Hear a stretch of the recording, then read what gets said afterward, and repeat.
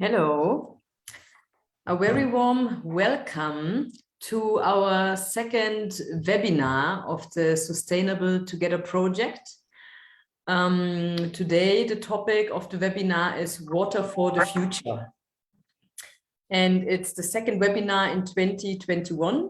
And the project Sustainable Together started off in 2020. And it's a collaboration project between the British Council and the Goethe-Institut. And myself, I'm representing the Goethe-Institut. I'm the head of culture and development, and I'm very much looking forward to this webinar today. Just a very quick brief about the Sustainable Together project. As you can hear, it is about sustainability, and it's a project that is giving out grants to different projects, associations that basically come up with ideas, activities that focus on different environmental topics and mainly sustainability. So these are grants that go out to organizations and they have several months to implement. And the webinar series is basically based on some of those grant projects we are supporting. And one of the grant projects is Water for the Future. We had a last webinar 2 weeks ago about Waste Not, Want Not. Perhaps you have been there. It was a very interesting discussion. And there will be another webinar coming about Return to Origin. Dear followers, you are very much invited to join the discussion. And you can also leave comments. So we're going to pick them up and pitch them later to the speakers. And we have a wonderful moderator, which is Tobile Chidenden. She's going to lead a discussion tonight. And I quickly just present the speakers we have, but they will also present themselves again. We have Romy Stander, who is the director of Water for the Future. So basically, Water for the Future is one of the grantees of Sustainable Together. So we will learn a bit more about this project. Then we have Amber Abrams. She is a research fellow at Future Water Institute. And we also have Paul Maluleke, the co-founder and director of Greater Alexander Tourism and Heritage Association. And it's all about water. And, you know, there has been already a lot of water scarcity here, pollution of water. And I think water plays different roles in our lives in many different ways. And I think the discussion will turn around those different aspects, but also like what can we do with community involvement, with creative ideas, the ideas that cross and include also the creatives, and what are critical discussions around. So I hope everyone is going to have a good, we're going to have a good discussion. Dear followers, enjoy it. And Tobile, I'm going to hand over to you. Thank you. Thank you, Caroline. We really appreciate it. Thank you so much for the warm welcome. And hello to everybody that's joining us on Facebook Live. We're really excited that you've joined this conversation, and we do really want your input and your thoughts. So please, as Caroline said, please put them on the Facebook chat. So yeah, we're really excited because this is the second edition of our series, Sustainable Together, but this theme has been called Shaping Our Futures. And I love it because we are all shapers, whether we know it or not. We have to think about the fact that we are shaping something. When you wake up, every single decision that you make is shaping our future, is shaping our society, is shaping our environment, our schools, our businesses, our homes. And so it's really important that we are really critical and intentional about how we are shaping this future. And so we're really excited because this conversation is about how all of us, even ordinary people, can be participants in shaping the future. Obviously, we have amazing people with us this evening.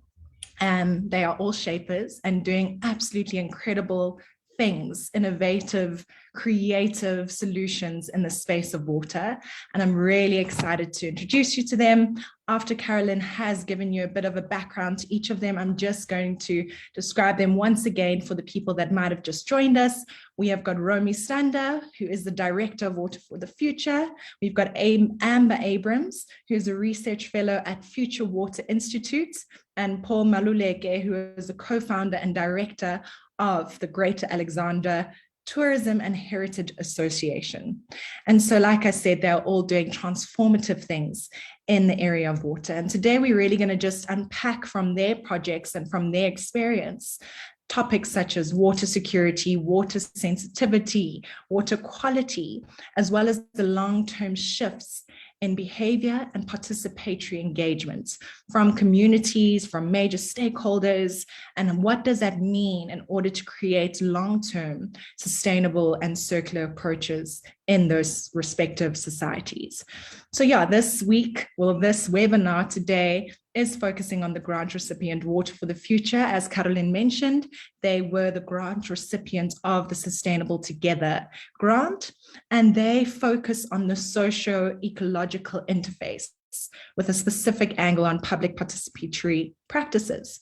So to get started, before we kick into the questions, I'm going to give them each an opportunity to share a little bit about their projects. So we as the audience get to know a little bit about them, and that will inform the kinds of questions that you have towards the tail end. Each panelist is going to have a short 5-minute presentation. They're going to share their project, and they're also going to share some imagery that helps showcase what they're doing in their respective communities. So like we mentioned, please do share your questions on the Facebook chat, and then towards the tail end of our conversation, we'll be unpacking those questions. So without further ado, we're going to get straight into it. We're going to have Romy Stander first speak, and she is, like I mentioned, one of the many directors of the PBO and nonprofit Water for the Future.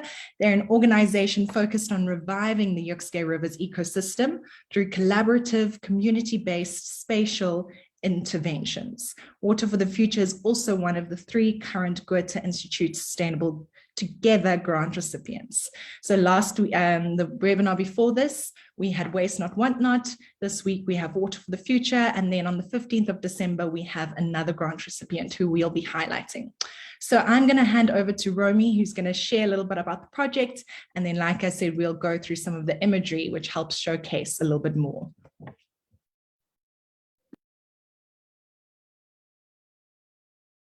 Romy, if you can just unmute on your iPhone.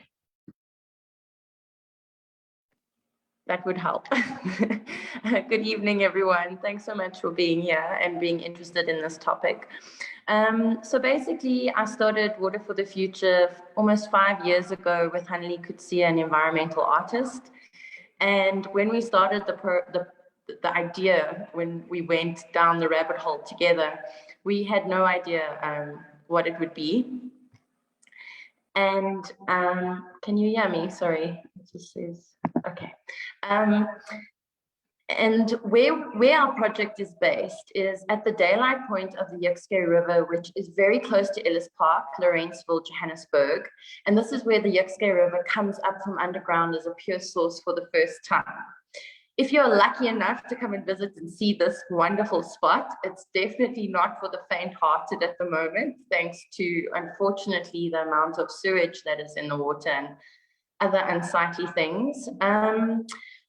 But it's such an amazing project in how much we've learned, that a river touches on every aspect of society. And because I personally had no ecological background or experience working in this kind of field. I mean, before I've always worked in interior design and handmade African craft, and that was more where I spent most of my time. But we realized that we really needed to go and reference the experts. And I found this article written by Sean Christie that was titled Searching for the Soul of the Yukske. And in this article, he mentioned the lovely old man who's no longer with us, Paul Farrell, who was then the chairman of the Yukske River. And I phoned him up on a Saturday morning and I said, can I come and visit you? And it turned out he lived in an old age home, and he was wheelchair bound from all the years of wading through toxic rivers. And I used to go and visit this old man every once in a blue moon. And when he'd start to explain where to start and what to do, he'd start with the story about the comet that hit the planet 7 billion years ago. And when we got through that, he decided to sort of mentor us. And he advised that what we needed to do was put together a panel of experts that we would then commission the relevant reports from, be it sensitivity studies, audits, or hydrological ones, historical reports, I mean, you name it, aquatic ecology, everything. And obviously there would be a cost involved. And the reason they explained that we would need to start at that point was we really needed a set of data that we could rely on and a very good foundation to start from, that we could then compare with the city and understand, how do we do this thing? Where do we go from here? And then thanks to the key landowners, and that's what I always say, I don't think people would be interested in this project, or we would have got this far if it wasn't for the amazing Nando's Central Kitchen. I actually work here. It's not a Nando's project. Everyone always asks me. I'm just very lucky that I can spend my time working on this. And that's behind where the River Daylights, and then literally next door is the beautiful and very unique Victoria Yards that we're all very proud of, that sprung up in the last 2 years. And so they both came to the party, Victoria Yards and Nando's, and they sponsored the money that we needed to pay all the experts. And then we had a round table where they all presented their results, and we had civil servants in the room and change makers from the community, and this whole long day of conversations. And at the end of the day, we were all like, ugh. No one had a solution. There was no like ABC, this is what you're going to do and everything's going to be okay. It was really like, this is real. We have so much to do. And it was an amazing discussion, and we really just always wanted to respect the city because they deal with so many issues and they can't deal with everything on their own. And it was just an opportunity for us now, all these different private entities and landowners, to join forces with the city and say, how do we fix this? Like, let's not worry, let's not concentrate on what's wrong. Let's focus on what can be right and how we can move forward. So it's been since those days, and it's a long way that we've come. I mean, the city, I think, used to look at us like, who are these two girls and what are they on about? Chicken and chips and artists, you know.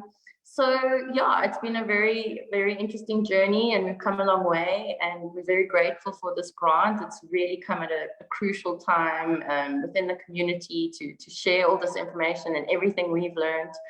And unfortunately, one of the other directors, Lungile Khatswayo, who joined us in January, is not able to make it this evening due to some personal family issues.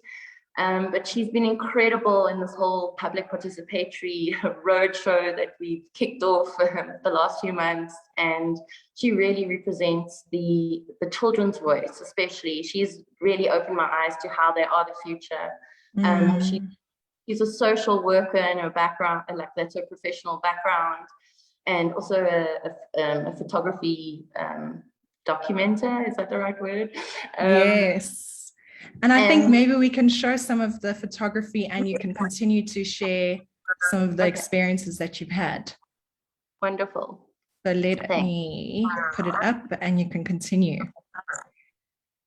Okay, so these two images, because as I've explained, up until almost last year, October, it was just talk, science, data, and everyone was like, okay, we get it, but what are you guys doing? And because it's also been this ongoing hustle to, you know, raise funds to keep the wheels turning. Again, the seed funders came back to the party and they gave us a bit more money to do what we felt was the next practical step. And that was an alien invasive removal program. And we did a public tender to hire the necessary group that had the skills and experience. And we actually ended up with a women's-led team, not on purpose. And there's this wonderful lady called Mapule, who's in her early 60s, and she was one of the main chainsaw operators. And she's with us on this route to keep going and training more youth that we also hired via Harambee from the area. And this was hard work. This was 2 weeks based on hard slog. Okay, the next one, yeah, because I can go on forever. Is great. Just watch. It's like a tsunami. It is absolutely crazy. And we have a state-of-the-art monitoring station that's been sponsored by various entities, Campbell Scientific and Bureau Veritas Lab, do the ongoing analyses, because the city needed to understand this. They said to us, we do not have the information of how the river fluctuates, behaves, and all of this. And so now we're actually starting to capture all of this data with our state-of-the-art monitoring station. And that's going through a cloud into the official Johannesburg Upper Catchment Management Plan for the Upper Yikske Catchment Management Plan. And so this is our pilot site. This is what it looked like also before the alien invasive removal, but this is normal. Okay, then this is a sponsored cleanup that we did in conjunction with the Goethe Sustainable Together grant, which was amazing as lots of businesses came on board, you know, to help build up the hype. And EnviroServe sponsored a skip, and these 5 gentlemen in their hazmat suits, because we couldn't expect anyone to touch this pile of stuff that had built up over quite a while at the daylight point on the sides, not in the water. We don't expect anybody to work in the water. And this was Heritage Day, and we filled this entire skip, and the whole community just always come and say thank you. But first they were like, what's going on? Because of the hazmat suits. They thought the aliens had landed.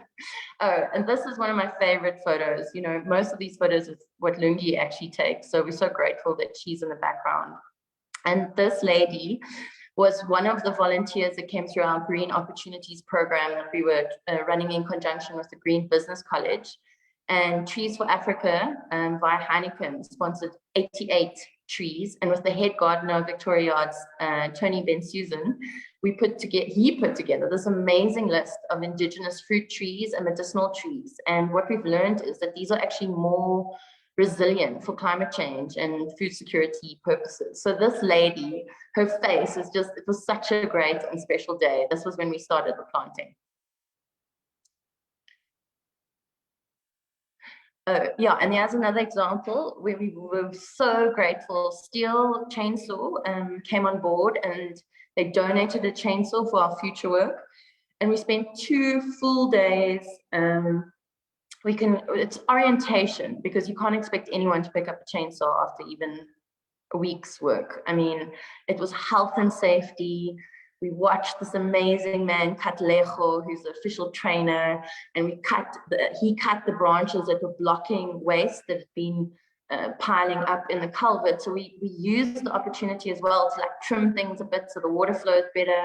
And the most beautiful thing from the 2 days, apart from just people were completely focused and engaged and grateful for this opportunity, is he started cutting the one invasive tree that we'd all decided, like, you know, the reasons why we needed to do it and that. And he saw a bird's nest with birds and eggs in it, and he stopped and he just said, this is where we stop people, nature rules. And it was such a beautiful moment. So I'm so grateful all these people got to witness that as well. Oh, okay, and this is also something that I think just worked out really well.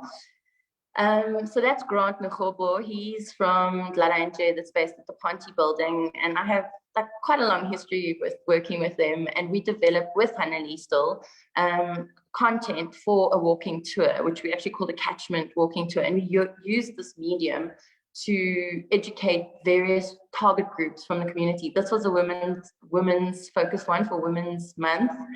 And it was amazing. We had so many different ladies, and they told us their stories of like their happy memories about nature, and it was just so lovely. It was very special. Thank you. Those are absolutely incredible, and it's so good to see how involved the community is. So thank you so much for sharing that, Romy.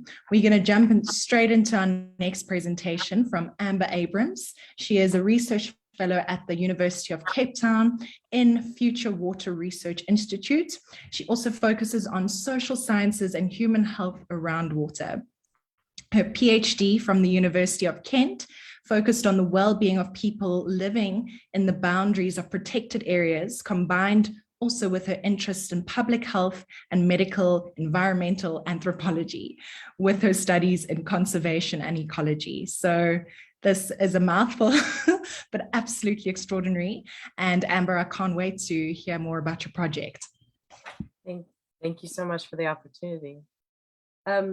So I'm going to tell you a little bit about the institute I work at mostly, and then a little bit about the work I do specifically. But Future Water is a research institute based at the University of Cape Town, and it emerged out of the recognition that issues and concerns around water are not so easily dealt with by one single discipline or type of study. So we're a transdisciplinary research institute, which means that people are trained in biology and ecology and hydrology, social sciences and public health, chemistry and law, all, among other fields, all work together to try to tackle water concerns and ensure a sustainable water future. So like the name Future Water says, our team aims to ensure that future generations have access to good quality water and that they become stewards of our water future. So they understand the water systems and cycles and become responsible for their water future. So we know that working together is going to be the only way to make sure that future generations can access clean water. And so we do a lot of engagement work.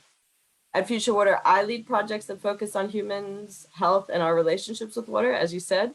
But my work also focuses on this engage aspect, which means working with citizens to encourage understanding of water as a limited resource, of their rights as water, or as our rights as water, but also as our responsibilities around making sure that we have good quality water into the future.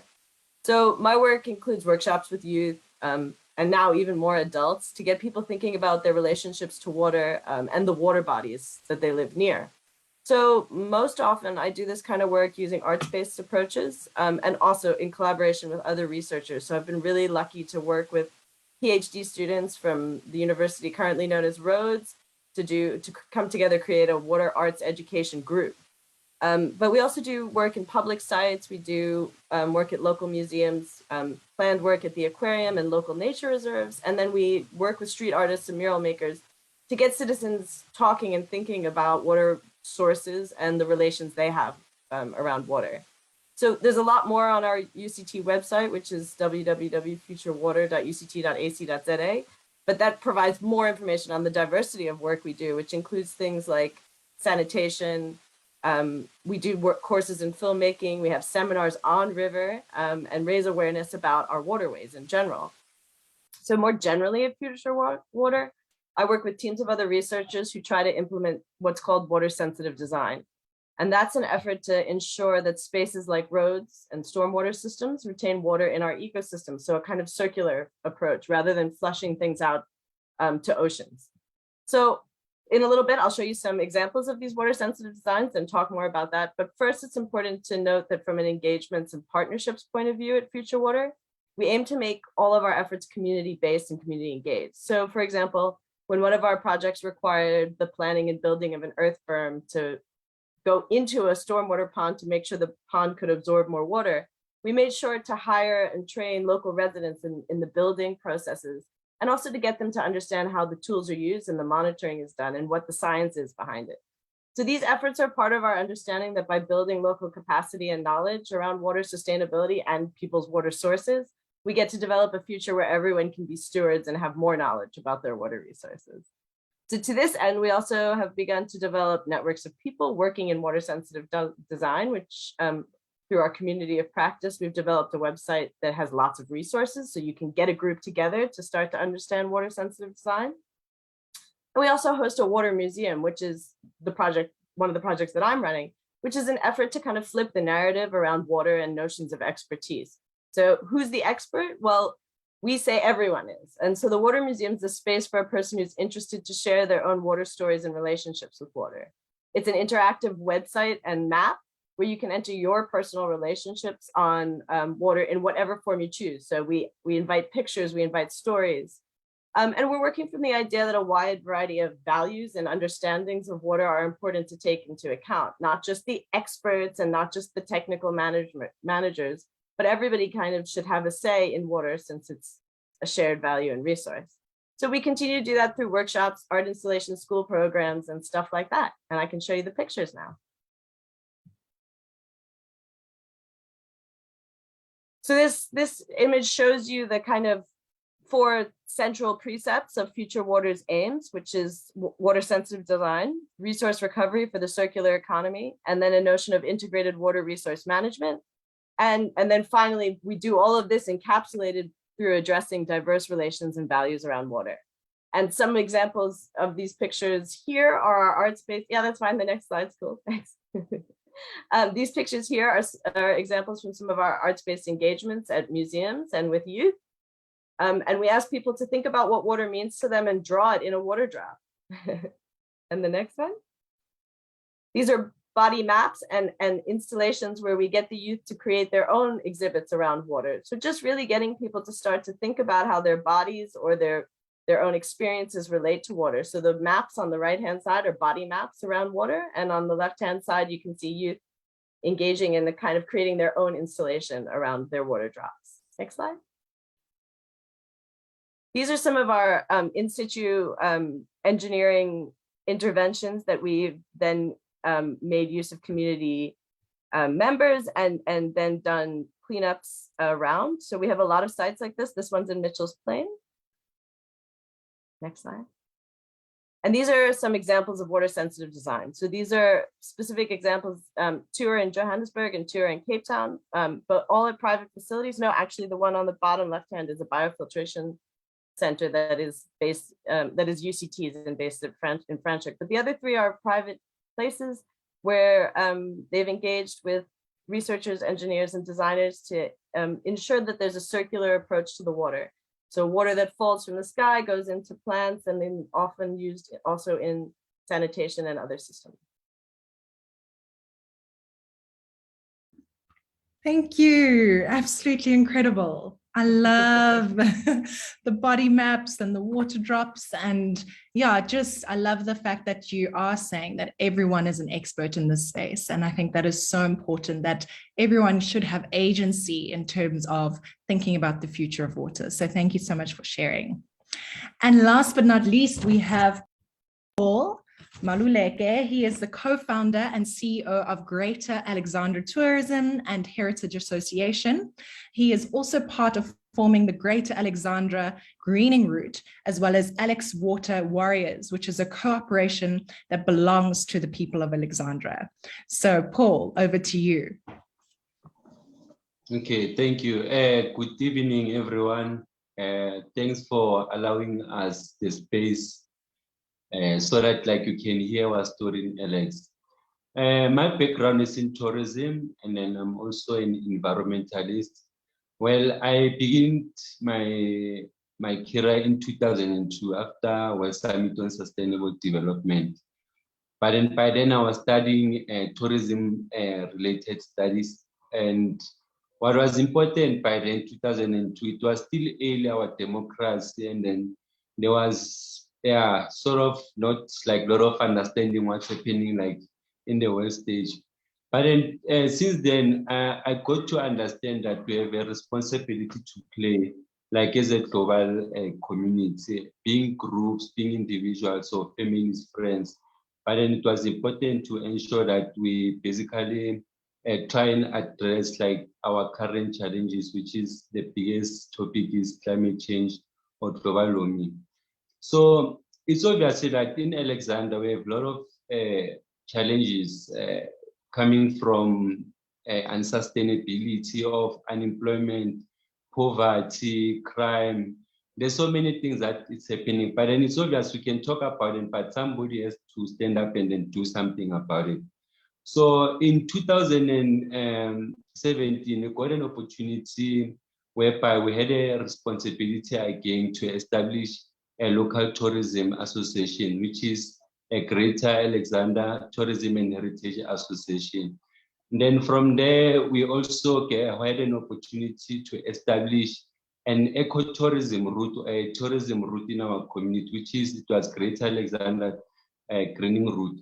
So it's obviously, in terms of objectives, both organizations have different objectives, but then the most important organization was Greater Alexandra Greening Route. Why? Because we wanted to address the issue of climate change.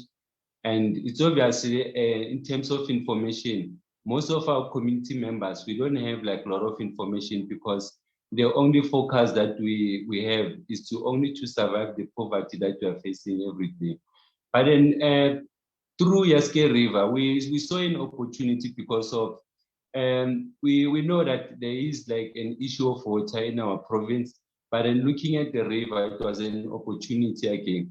But then since 2017, as GATA, we took a responsibility to lobby and advocate for Yaske River to be rehabilitated, and then we transform it into a tourism attraction. because it's obviously we cannot just clean a river. It needs to be protected, and also we need to have like sort of like some activities. But then sadly, what is happening now is there's no life in Yaske River. There's no fishes. We hardly like see frogs or tadpoles. But then what was important again in terms of expertise, we had to identify institutions that will ensure that we basically address our issue in Alex. But then what was important again was to make sure that we bridge gaps between like the communities and industries. So like now, tourism, there was a big gap between the community and tourism, and also in terms of like environmental awareness programs. But then since 2017, what we have done to build like working relationship, we have done a great work, but then it's still not enough because we don't have like everybody on board. Although now we have like a support system from your City of Johannesburg, your DWS, and other provincial structures. But then it's obviously like the support, it must be a support whereby we all participate, like in terms of doing something. So like now we've also established Alexander Water Warriors, which is that project. It's a community-driven project whereby we said, you know what, we need to have a sustainable organization that will basically look at the issue of water in Alexander. We also have Alexander Water Forum, Water and Sanitation Forum, which is, it's obviously that it's a brainchild of Department of Water Affairs. Then it's obviously that in Alexander, we need to have like institutions that will basically monitor and evaluate each and every progress. So organizations like Water Forum, they are here to make sure that there is a fairness in terms of like relationships from both government and us communities, because sometimes we report water issues, but then there's no one who is attending to our issues. But then the forum is there to basically look at those issues. And then the water warriors, they are there to make sure that Yaske River is not polluted, and they maintain they also maintain the river. And then greening route. And then greening route, it's obviously, yeah, looking at these pictures again, these are our volunteers. These are our water warriors, which is like we have plus minus, we're divided into 5 sections from a London route until Marlborough. And then it's obviously like you will come one of our cleaning days. We mostly clean on Wednesday and Saturdays. So you can also follow us like on social media just to see on more of our updates. Yeah, basically here we want to show you the amount of work that we are facing. This is under the bridge, under Gauteng in Marlborough. So it's obviously that we still need more equipment, we still need more expertise, more especially from my colleagues in terms of like water quality.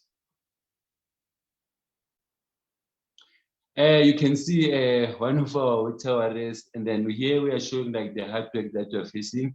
And then also like if you see it on the ground, there's still a lot of bricks, rocks. So we have proposed that we want to clean the river for the next coming 5 years, because what happened is it's over years whereby like a lot of people were dumping from the river.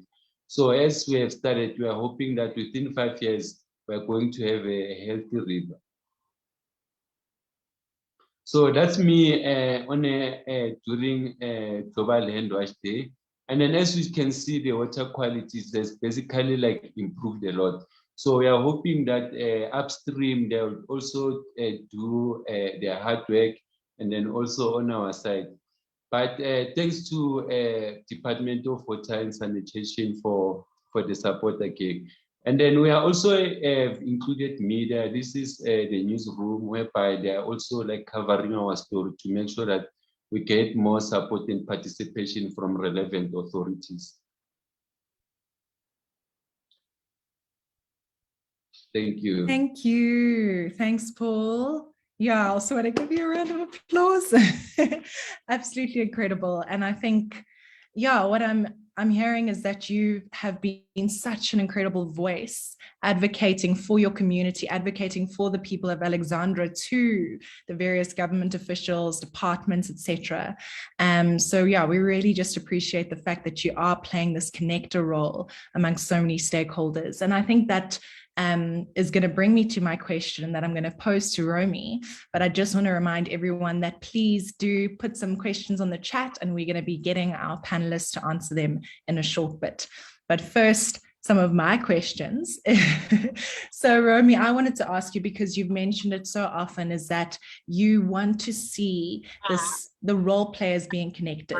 So schools, businesses, members of the community, and even the other river groups, you've been initiating these connections. And I just wanted to understand, how have you approached this? If you could elaborate on the importance of this and what have the outcomes been in terms of ensuring that there's been these partnerships throughout your projects. Thanks, Tabile. Like I said earlier, a river touches on every facet of life almost. So to look at one issue on its own, I don't think it's going to. I've just thought you can't fix the bigger problem. And Paul, I'm so grateful to know him in real life, and he was introduced through another connection, just how these things happen. I think when you're on the right path, when things are meant to flow, they do, excuse the pun. And us being at the daylight point, and then 7 kilometers later is Brummer, and then Paul in Alexandra. I've been to where they work, and it's incredible what he's doing. And I almost think it's like you want to use a river as a real example of Ubuntu, because we're upstream and he's downstream and whoever else is downstream. So what we're doing right here is affecting everybody downstream. And, through these walks that we've been how can I say, privileged to do, because we won the grant, and all the different focus areas, the local business, the women, some schools, government, and then the other affected rivers from Johannesburg. It's just been so interesting, everyone's reactions, everyone's like, wow, we didn't understand this. And I think sometimes when we all watch the news and listen to the doom and gloom, it's so overwhelming. And if we all just, like you said when you started the introduction for today's talk, we're all capable of doing something to help. And it's just that small little step and a lot of hustling. So that's also the honest truth. It's just really going out there, working through your insecurities and knowing your stuff, and also putting your hand up when you don't know things, not to pretend that you know everything. And I think we just build trust the way we go. And when you show, like on the ground, the work that's actually happening and people can physically see it, then I think you're starting to see things in everybody shift, and that it's possible that we can fix this big problem together.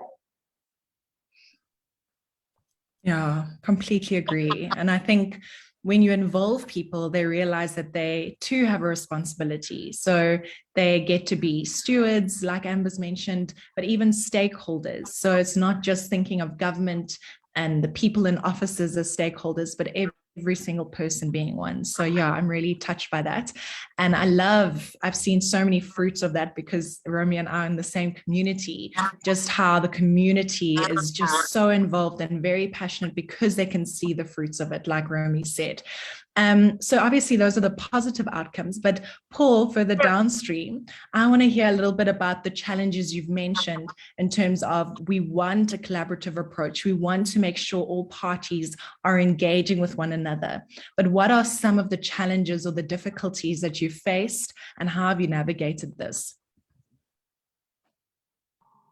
Yeah, I think the biggest challenge is to have it's to build a sustainable working relationship, because looking at the times that we are living in with COVID and all that stuff, it's sort of like brought a lot of unsurety from a lot of people. But then now we believe that environment is the biggest employer, because a lot of people, a lot of companies are closing down.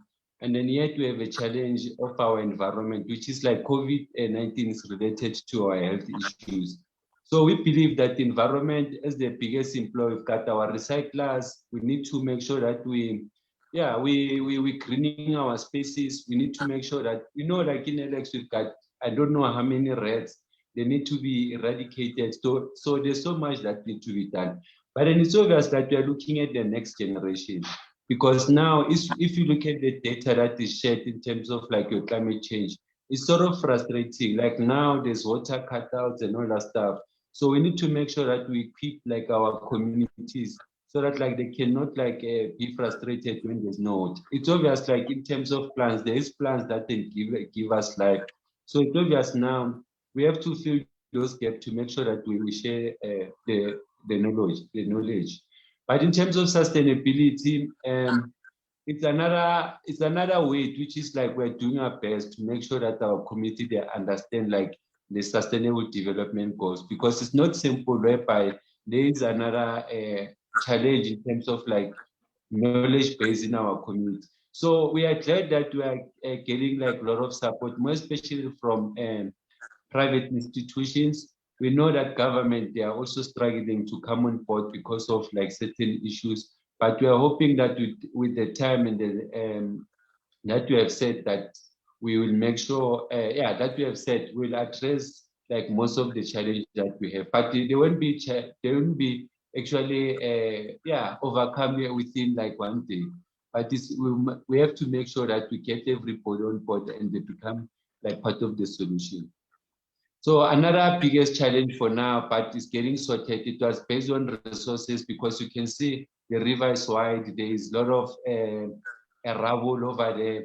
But then, yeah, we are getting like support, but we still need more support, more especially like to make sure that our volunteers like they do their work more effectively.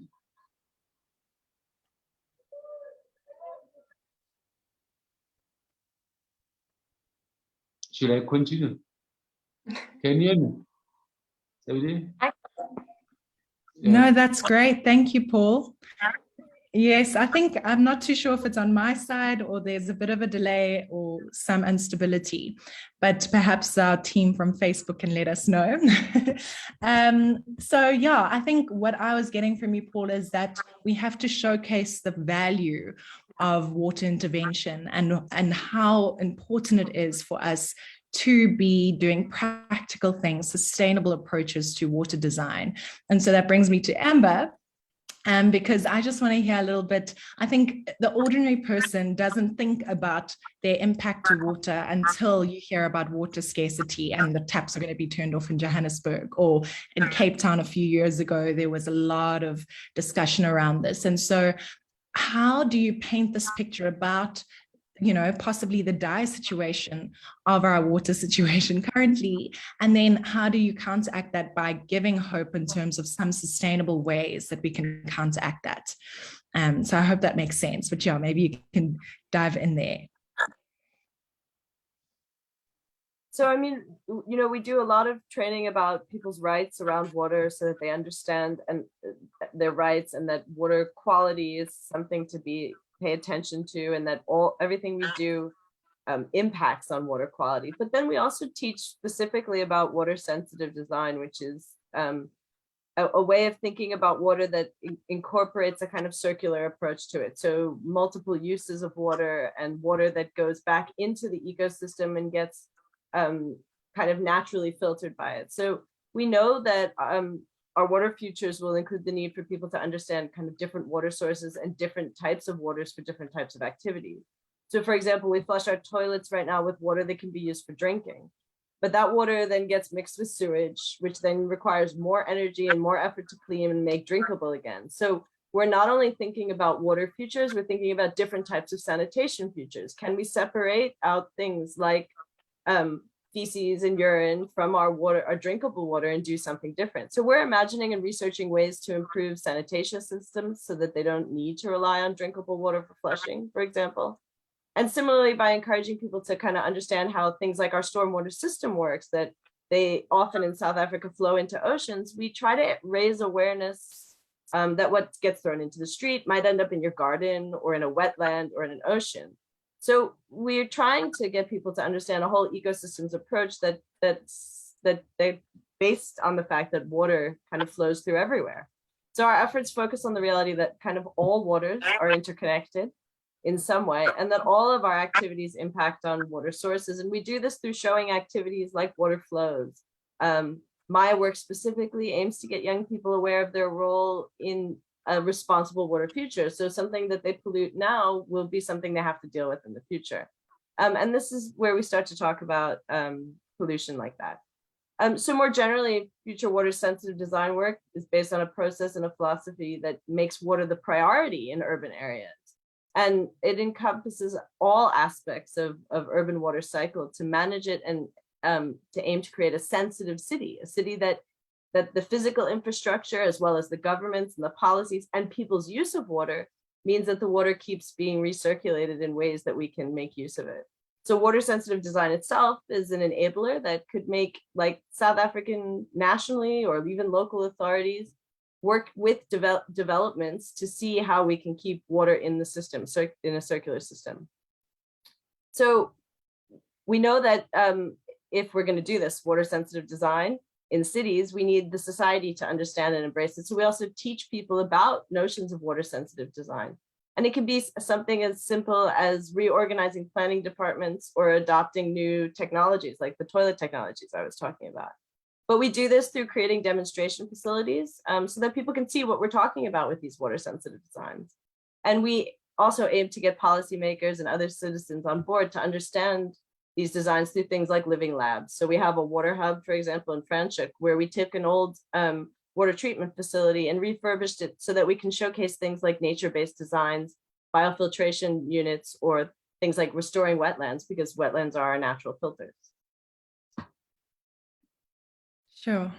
Incredible. That answers your question. It does. It really does. And, you know, even Romy, so she also speaks about the, you know, intercontinental pollution and how this impact goes to Shai. And that's something that always sticks with me every single conversation I have, because it just like makes real how huge your impact can be.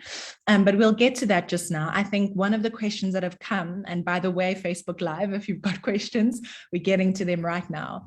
So one of the questions that have come through, I'm going to post to you, Amber, because you're kind of touching on this. So have your projects made any experience with how long the rivers took to get to this state and how long the cleaning up lasts?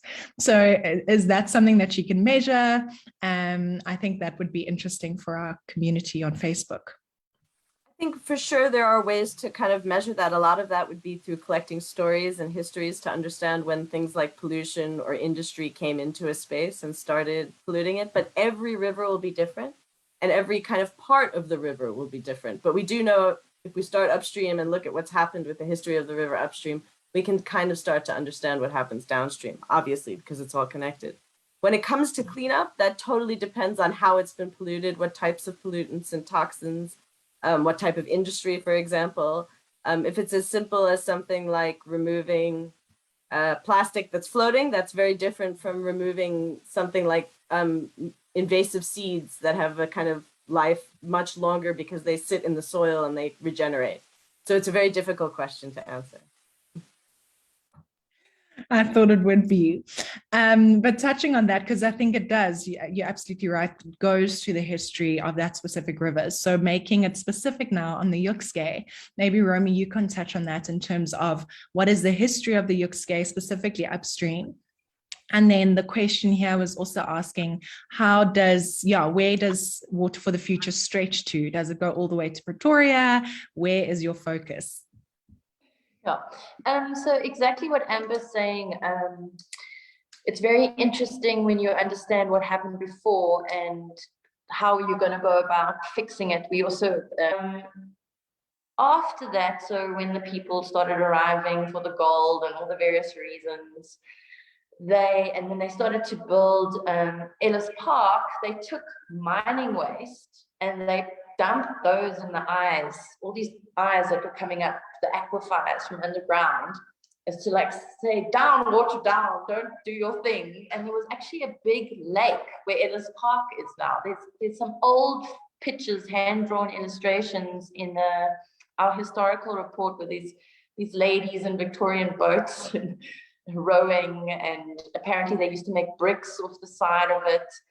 And yeah, I mean, this is how it was, and that's how engineers used to think. And they put this Yukskate River, our friend, in a culvert. And something I've learned along the way, it's just that thing when you enforce something unnatural on something that's meant to do what it's meant to do, it starts to degrade immediately. So as soon as it was forced into this canal that's built, the river couldn't wind its course and do its thing. And it was back then, which is almost 100 years ago, that this, infrastructure was built, and this is how it was decided. And it was thought at that time, obviously, that was the right thing. And I'm just glad we're not there anymore. And all the experts and the engineers we're working with, all about, let's daylight this river, let's open it up, let's bring in more wetlands, let's do that. And well, for now, I would say our project, it's very humble. We go block by block, and we learn every time, and we're sharing best practices, and there's other little mobilized groups along. And when I say along, all the way to Bruma, which is 7 kilometers, because basically how we're running our project, it's this iterative design, it's this guinea pig and it's also part of the official pilot study for Johannesburg, but we going gently down the stream. And then we obviously hand the baton over to Paul and all the other wonderful people along the way.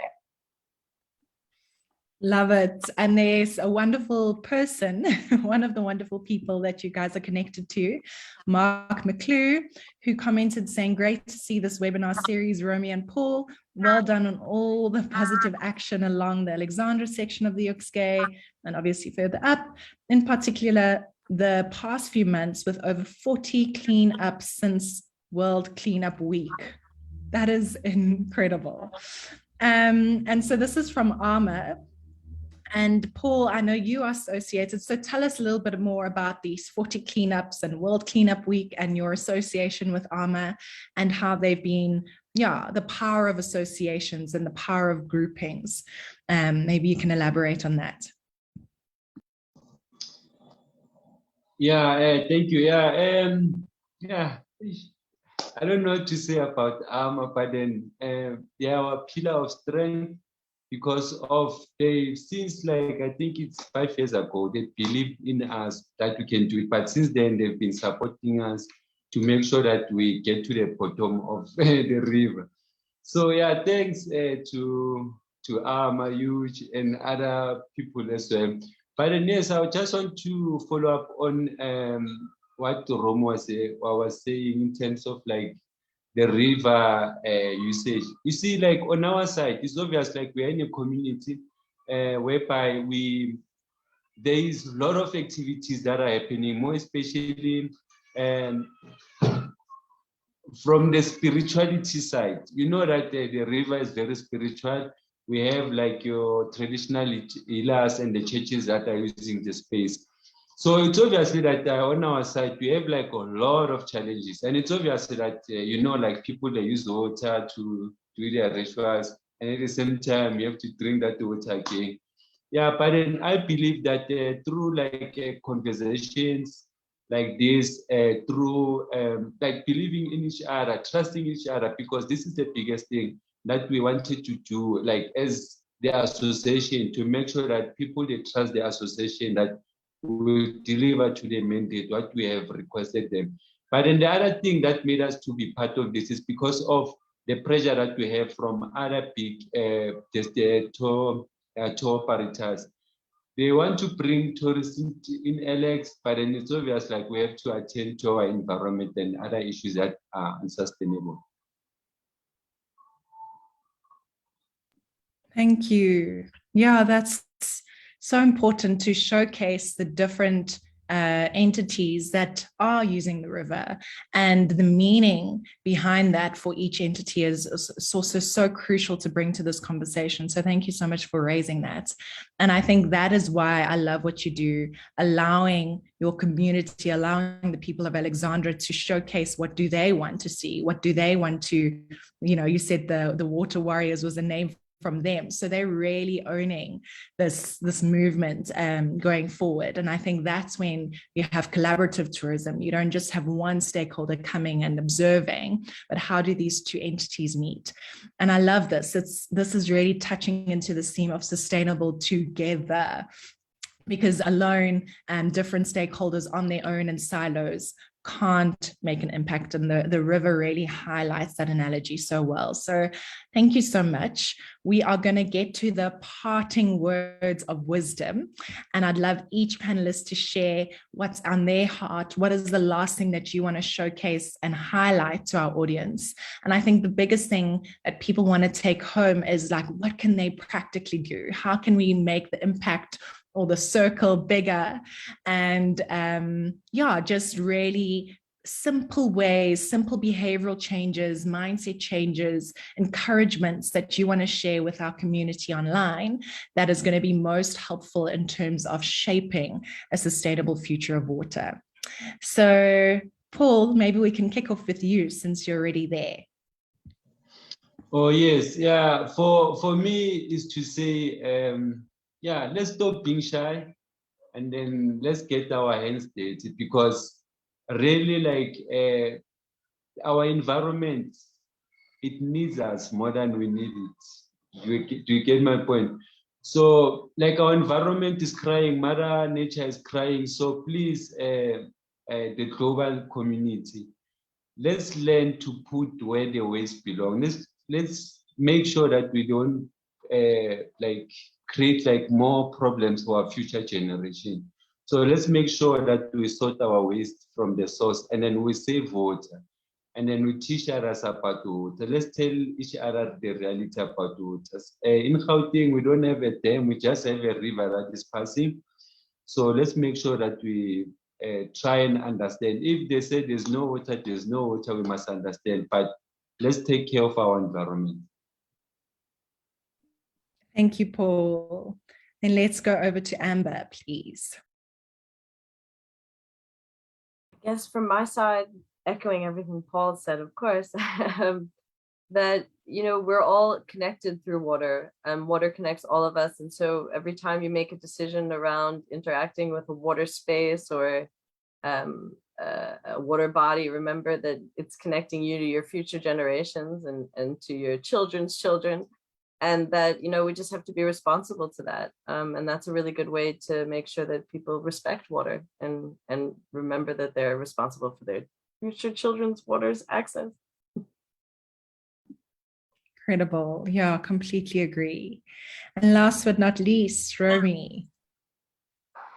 Yeah, I mean, something that came up, we have these post-walk discussions every time we've taken the different groups. And this last Friday, Grant from Dlala, he said something that it was so beautiful when he said it and so relevant. So I'm just gonna repeat what he said. He said, be that guy, be that girl. Like, don't just walk past something. Like if the pipe is spewing water, like find out why it's broken, like get involved. Don't think it's someone else's job to fix it. Like try and help. And if you see someone throw rubbish just out the window or on the floor, we can't do this anymore. We really need to respect, it's like respecting ourselves. And it's just something, be that guy or be that girl and just help. Yeah. I love it. And we can all be those people. We can all be shapers. So thank you so much. I am so inspired. I want to be that girl. Romy, and thank you to every single panelist that's on here. I just admire the work that you do so much, and I can't wait to continue these conversations. Please, if you are watching on Facebook Live, put your questions still on the chat. I'm sure our panelists will get to them after the conversation, and also feel free to visit their websites as well, so you can get in touch with them directly too. And then I just wanted to say from our side, our final and third Sustainable Together webinar is taking place on the 15th of December. So make sure you tune in then. We are going to be speaking to Return to Origin. So thank you so much for joining us. We really appreciate your time. We're going to hand over to Caroline to do her final word of thanks.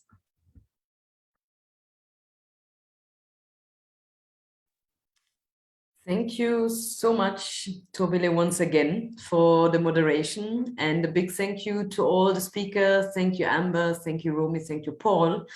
Not only thank you for having accepted the invitation to speak tonight and dedicate 1 hour to have this webinar, but thanks also for the work you're doing, for your engagement, because I think it's definitely worth it. It has been another webinar that just showed us like we all have to do something, and like Tobili said, we are all shapers, and every little thing we do and contribute, it's going to have an effect, and we only have this one environment. So it was an interesting discussion. Thank you, everyone. Thank you, our followers who have been following on Facebook, who have been appreciating the discussion. Spread the word. The live is there. It can still be watched on Facebook. It will also go on the website of the Goethe-Institut South Africa. And then we hope to also see you for the last webinar. I repeat it again, under the topic of return to origin on the 15th of December, same time, same platform. And I wish you all a nice evening. Thank you so much. Thank you.